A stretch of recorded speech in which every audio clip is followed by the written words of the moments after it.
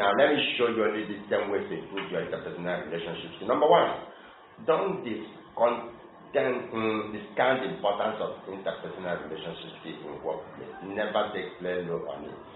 How are you perceived by your manager and co-workers play a large role in things, as minor as your day-to-day. The way your boss and the way you see your co-workers play important role.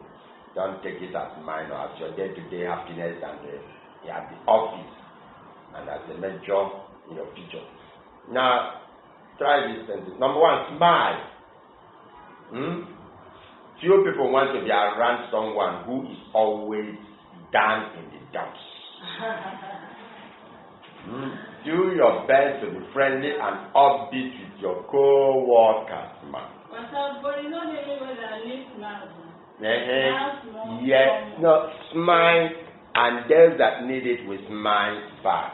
Because what you give us is what you take. And so, when you smile, they smile back to you. The person who refuses to smile, let him keep his face. So the goal there is to maintain a positive and cheerful attitude about work and about life. That's the goal. I can incorporate this and put them to you and send to you. Now the second one is the appreciative. Find one positive thing about every member of your team. Just find only one positive thing about everyone you work with, and let them hear it. And no matter how bad. So what do you do to them if you appreciate it? Do you sing it to their ears? One positive thing, let them hear it, and be generous with praise and kind words of encouragement. Be generous. Don't be stingy with kind words to people. Don't be stingy with praising people. Be generous with praise and kind words of encouragement to them, even when they don't like you. Say thank you when someone helps you. Make your colleagues feel welcome whenever they are around you, or when they call you or stop you by your office. Now pay attention to others. Observe that what's going on in other people's lives. Pay attention. When you observe certain... I have a question to ask you. Pay attention to people's life. What if I have a colleague story? Whether I have told myself it's better to be silent than not to involve myself in something. Another person to wow. 2 months ago, he left the office. I used my discretion when my director asked. I said he went to the farm. By the time he came back, he warned me strictly that I should not involve myself in his affairs. That's okay. And for him, I don't know whether he was joking or he was. But my colleague next heard that. And I how people appreciate it. 2 weeks ago, he did not come to work, and he now decided to call me. And God was like, I just told him, have you called the director? He said he cannot call the director. I refused. I did not say anything. So after 2 days, he came to work. The director blacked him out. And he walked up to me and told me, didn't I tell you that I'm not coming?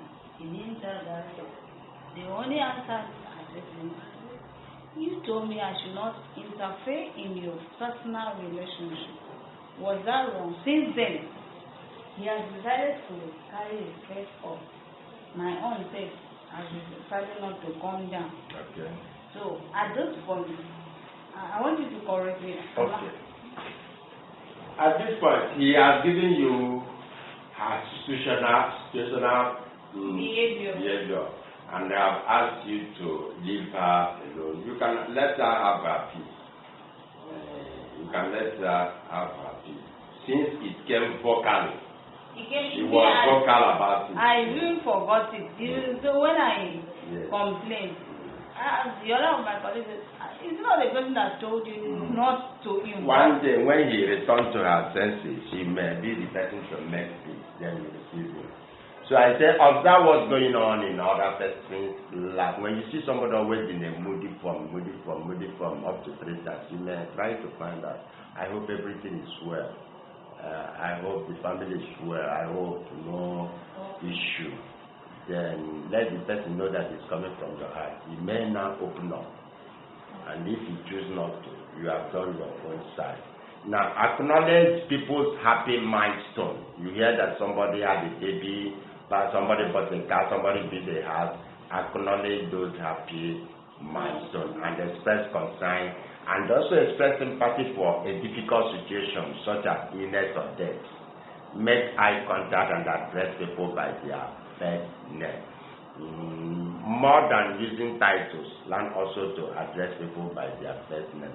Ask others also their opinion when you are discussing with people. It makes it also more important when you raise a point or discuss a point. You ask somebody, what do you think? It also makes more opinion to throw questions to people when you talk. It makes them to know that you are generous in involving them. Than when you finish the talk, you will ask people what is your opinion. So number 4 is practice active listening. To actively listen is to demonstrate that you intend to hear, understand another person's point of view. It means restating in your own words what the other person has said. In this way, you know that you understand or you understood their meaning, and they know that your responses are more than a lip service. Please, sorry. At this point, if your director sees the listening and does not act on that thing, how do you handle it? Yeah, many people are thinking that they don't act. No, but they listen. But they listen. Yes, that is another witness. When you listen, you're supposed to do something to show that you listen. Now, because when you actively listen, that is plus. Your keeping quiet now has a meaning. It means one thing, you approve the status quo. Status quo, that means you want things to be the way it was. When you actively listen to a thing and refuse to make a comment, it means you prefer the status quo. It means you want things to be the way it was before. That's the meaning. Number 2, when you listen well, not that you are confused and did not talk, it also can give a signal that you are senseless as to know what to do. Are you getting it? And it is your onus to show that you who have listened is not senseless by making a comment. If not for only thing, you can make a comment of, I will think over this thing. Are you getting it? And you make sure that before a long time you have come up with what you have thought at. But keeping quiet like that can also be interpreted as you have approved the status quo to continue. And now, if the person continue on the status quo, bear in mind that the person can prosecute the matter even in the court, and the court will give him a warning that when this thing was told to you, you did not do anything. Did you get it? In this way, you know that you understand the meaning, and they know that your responses are more than a lip service. Lip service are very negative things.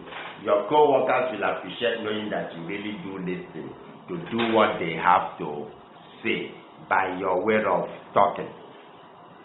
I have had a head of department who, no matter what happens, they think that silence is a way of dealing with people. But that's stupid. Because when we will be doing communication next, we will discover that manager's duty is over 80% communication. So when a manager is not communicating, he is not working. Okay. He is not working. So when people are complaining, when people are talking, you choose to keep quiet. You are telling the people that you are not working because you're supposed to be talking. If you cannot talk, you write. If you cannot write, you give a gesture. If you cannot give a gesture, by all means, communicate. Did you get it? By all means, communicate. So that is practice active listening. Listening is on itself a way of communication, even when it appears that you are on the receiving side. It is a way to communicate. When you listen, you are saying something, but you have not yet opened your mouth. Number 5, bring people together. Create an environment that encourages others to work together. Treat everyone equally and don't play favorites. Now, as a head, don't play favorites like that. Even when it may not be easy for you, don't let your favorite be openly known, because you are building him for attack. Did you get what I said? You are positioning that person for bullets. It's like in a family also. Don't be too quick to make everybody know that this is your favorite child. You are building that person for attack, both physical and spiritual. How do you know that was? Honestly, if it's in a family, a child that does more will definitely be loved. Be compensated more. Use that word. Or favored more. You provoke favor. You provoke love also. Are you getting it? A child that does more will definitely be loved more, will be provoked more, or even loved more. But don't make it open. If you make it open, it can begin to degenerate jealousy. And that was the mistake of Isaac. That was the mistake of Isaac that made him to begin to create partition in his family unknowingly.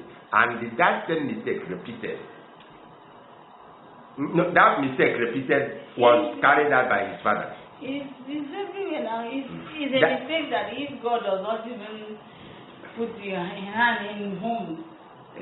I know that was God altering what happened there, but also there was a part they played by Isaac deciding to be having a favorite son, while the wife now choose her own favorite son. And that family, that thing repeated in Jacob. But you can't say even in the offices that do as you can. The boss has a favorite child.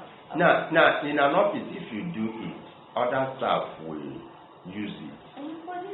Okay, let me give you an example. I know a department where the HOD, in fact, this one is also an institution, where the HOD has favorites who he has started preparing to take over. Now, other department members cannot look at it and keep quiet. They have picked it. That this woman HOD is always everything. Who will go to training? He will point this person. Who will do this? Even when this person may not even be the next supposed to be there. Now, attacks start brewing. And it brews to the extent that no person can agree for this person, because they see him as openly advertised. Now, assuming that HOD did not play that role, maybe this person would have stand a chance. It also depends on your character. Now, anytime things are publicized like this or get to the knowing of the people reinforce themselves to face the consequences of whoever that is. Most people fail elections because of things like this. The person nominated them overshow favor to these people, and others say, okay, let's see how it will work. Sometimes it is good to appear neutral, even when you have in your mind your favorite, so that people will not now put their gun and wait for that person, because they know that when they get that person you are projecting down, they have neutralized your whole plan. But if you now did not project any person, like that openly, they may not be too sure who knows who is projecting. And they may be on that gate walk, forget being helpful. Okay, so bring people together is what I said in item 5. Create environment that encourages others to work together. Treat everyone equally and don't play favorites. Avoid talking about others behind their back. Follow up on other people's suggestions on requests. And when you make a statement or announcement, check to see if that you have been understood. Whenever you make a statement, check to see if you have been understood. If folks see you as someone solid and fair, they will grow and trust you. Number 6 item is this: resolve conflict. Now take a step beyond simply bringing people together and become someone who resolves conflicts when they arise. Learn how to be an effective mediator. Learn how to be effective mediator, a conciliator. So how do you resolve this conflict? Yeah. When organization people have conflicts, I want to tell you that HOD is even the best person to mediate and bring them to express their cases. And from what they said, learn how to make them be settled. Conflict resolution is a skill everybody's supposed to know how to handle. It is a very technical skill. You don't know how to reconcile conflict because you are old. No, it's a technical skill you need to learn. Is it a course on its own? It's a course on its own. Conflict resolution. To resolving conflict, because every conflict cause or problem is inherent in the people's interest. Number 1, people's power and people's willingness. These 3 things are things that determines what will make people willingness. That is what people are willing to offer, interest and power. And so when you are resolving conflict, these are 3 things you are balancing. Balancing that people's willingness to go the next level, power, and also interest, what they can offer to resolve peace. These 3 things must be balanced. Not balancing these things will continue to have problems in the system.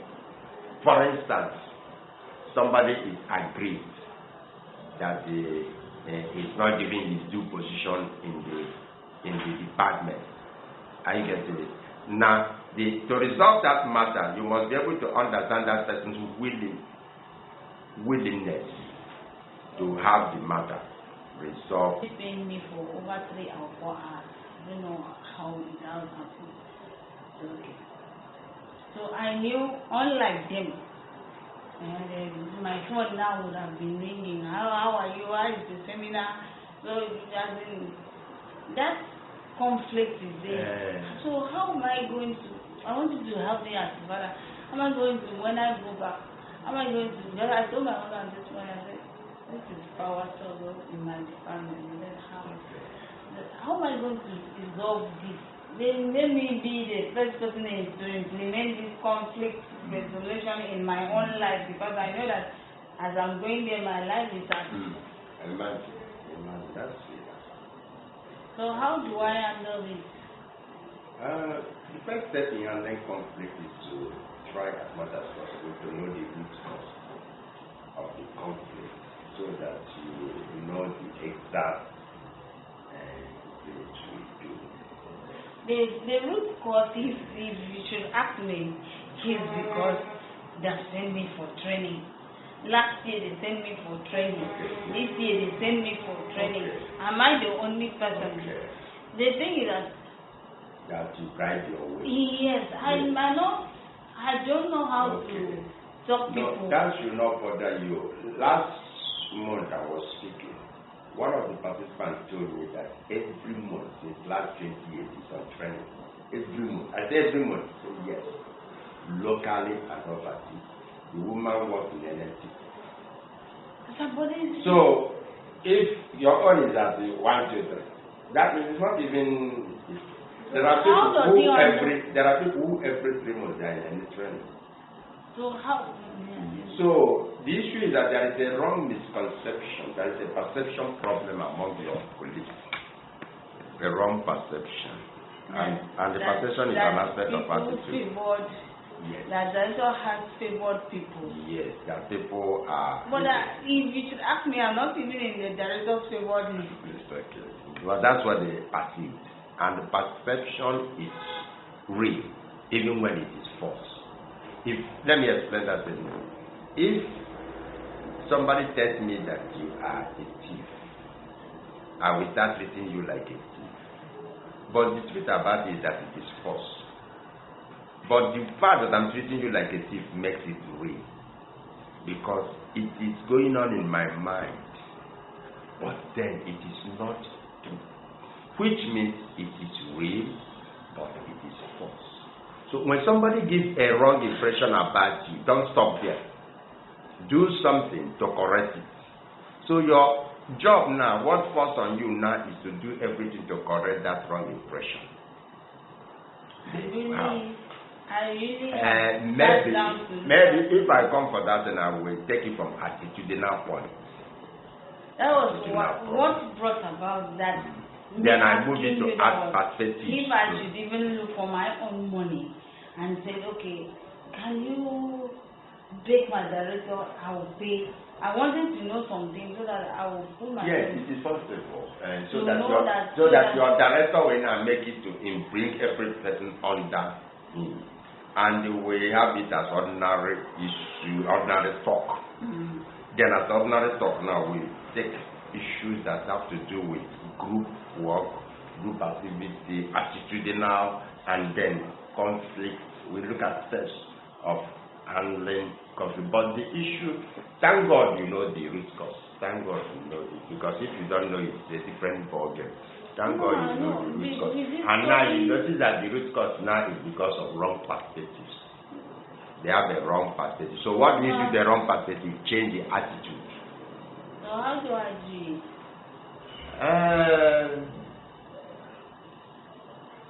You cannot do it on yourself. Maybe it's somebody above you or somebody external. Because anything you do about it, you look at it, you are campaigning. It can only be somebody above you or somebody coming from outside. Even if the person is below, but it's coming from outside. So that they will not see that you are campaigning. And that will make them feel that they are justified in their thinking. That will make them to feel that they are right in their thinking. That is why you are campaigning. I get it. So nothing will happen to you. So I think under resolving conflict, take a step beyond simply bringing people together and bring someone who resolves conflict when they arrive. I say bring someone who resolves conflict when they arrive. That's where you really may not resolve your own conflict, even if you are a chief judge. My mother's brother was a chief judge of a state before he died. He's late now. But even when he had a marriage problem, my mother and the other daughters of the town have to come and judge their matter. So I was asking the question why. They said no judge judges matter.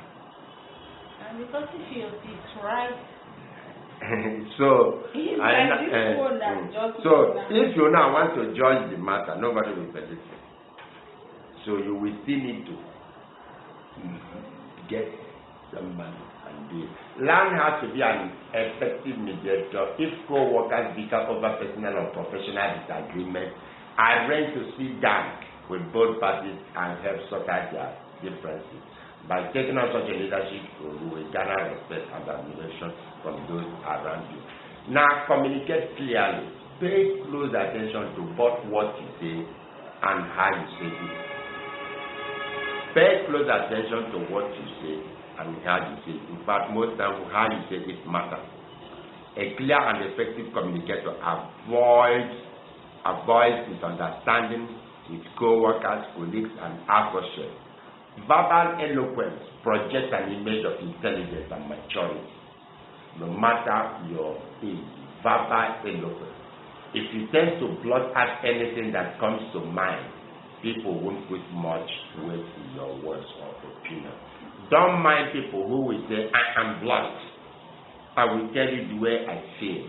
I will give you the peace of my mind. When you see somebody talk like that, know that person is crazy. Know that person will put himself into trouble. You don't say things the way it comes to your mind. You look for better way to say it. You don't need to be blunt, but you need to be gracious in your speaking. Learn how to land softly. A blunt person doesn't land softly. Are you getting it? You cannot stop a car by driving it at that 80 kilometer per hour speed you have. You must bring it down to gear 1 and then finally put a brake. Now, you don't need to tell person the peace of your mind, because the peace of your mind may not be good enough to be that person's peace of mind. That is only your own mind. Those are the words people use anyhow. Especially in the office. They like saying, I will tell her the peace of my mind. Is a grammar, it is used in a simple way. Stupid social language. Any person that uses those language, be careful about the person. Then humor them. Don't be afraid to be funny or humorous or clever. Most people are drawn to persons that can make them laugh. Use your sense of humor as an effective tool to lower barriers and gain people's affection. See it from their side. Very, very important. We call it empathy. Learn to see many things from the other person's side. Just leave your own side first. Try to see it from the other person's feeling. You are quarreling with somebody. First of all, see yourself as the other person. How the person would have examined or see your actions. We call it empathy, being empathetic. For instance, sorry. If you say we should see things like that, that's the more reason we are taking this conflict to this. Yes. Because I'm trying to see myself. Okay. Now let's take that your case now. Mm-hmm. They are seeing it that you have gone first, you have gone second, Now be in their place. There are places that have not gone on a journey. This department don't train on any journey. So what should I do? What is this woman doing that makes them to be regarded? Can that mean that she is manipulating these people or speaking of low of us and creating us that are making it? If that they begin to look for it from that side. Now, see the way now you will not see it in their way. If I am in their condition, what will I also be thinking? Now, if I'm in their condition and I'm living the type of life they live, maybe without fear of God, wouldn't I have been thinking that same way? If you now begin to think like that, it will make you to be less hostile and begin to look for how to correct them, instead of returning evil to evil or returning hostility to hostility. Did you get it? Instead of you returning anger to anger with them, you now say, okay, maybe if I am living that same level of life without fear of God, maybe if I am favored in that same way, maybe this is the way I would have been doing also, or I would have been doing like that. That is what being empathetic means. Being able to put yourself in someone's shoes and understand how that person feels. Try to view situations and responses from another person's perspective. It can help you. This can be accomplished through staying in touch with your own emotion. Now, in that case, you are holding your own emotion and then walk into another person's viewpoint. When you are empathetic, you are telling your emotion, hold on, let me step into another person's shoe and try to see things the way he is seeing. Those who are cut off from their own feelings are often unable to empathize with others. Okay, number 10, don't complain. There is nothing worse than a chronic complainer or whiner. If you simply have to vent out something, save it for your diary. Don't say, I must say it. If I let me tell you, in this meeting, I must say my mind. No. Okay. Say your mind intelligently, if it can be accommodated. There is one meeting we had last week in one group I belong to. Somebody hit his hand on the ground. I said, I will kill somebody. I will punch somebody if any person stops my move. I look at that boy as being stupid. And you know the worst thing about it? I trained that boy from year 1 to final year in the university when I was lecturing. And he was making a statement like that, forgetting that I'm in that crowd. That any person here who resists him, I will punch him, I will kill him, I will do that. And he forgot that I was in that crowd. I called the other boy, or the other man here, who was also his classmate. I told him, see what your friend is saying. He said, sir, please, don't think about what he's saying, please. Now that doesn't understand the consequence. You understand the meaning of my calling his attention, and he understand that what that boy, what that man, this is a man in his 40s. What he was saying is rubbish and stupid. That he did not recognize that I'm in this place. Even if you want to make that type of statement, that every person here who said it, he's supposed to have known that his former teacher is here. You would have made an exemption. Are you getting that point? Yes, sir. But that's what that argument. For everybody. That's one is for everybody. So I end with this. Don't complain. Do nothing. There's nothing worse than a chronic complainer and whiner. If you simply have to send something, save it for your diary. If you must verbalize your events to your personal friends and family, and keep it short, not to office colleagues. Spare those around you, or else you will get a bad reputation. Don't discuss your plan or your next big move in your office or to your colleagues, because the person can use it against you one day.